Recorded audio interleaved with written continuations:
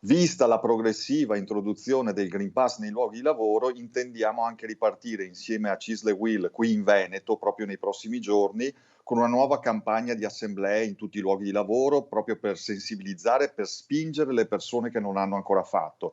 E vogliamo farlo anche con un'informazione semplice ed efficace dappertutto. Assemblee nelle aziende per dare una giusta informazione e avvicinare alla vaccinazione chi per paura non l'ha ancora fatta. Questo è l'impegno dei sindacati, mentre a livello politico si discute dell'estensione del Green Pass ai lavoratori del pubblico e privato. La posizione della CGIL è sempre stata a favore dei vaccini senza se e senza ma, dice Ferrari, che parla del certificato verde come di una soluzione parziale perché spiega non si può ridurre la campagna vaccinale solo all'interno dei contesti produttivi. Noi siamo per l'introduzione dell'obbligo, vaccinale generalizzato per tutte e tutti, nel rispetto dell'articolo 32 della Costituzione, quindi con una legge che lo stabilisca, perché non ci convince un modo di portare avanti la campagna di immunizzazione, frammentato, parziale, parcellizzato, come in qualche modo si sta facendo. Una legge che introduca l'obbligo vaccinale per tutti è l'obiettivo a cui secondo il sindacato si deve puntare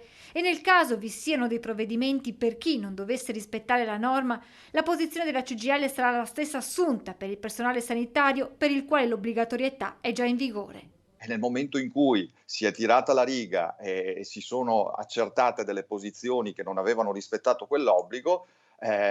abbiamo ovviamente, rispettato la legge e preso atto purtroppo di una parte assolutamente minoritaria che non ha voluto, nonostante tutto, aderire alla campagna e che,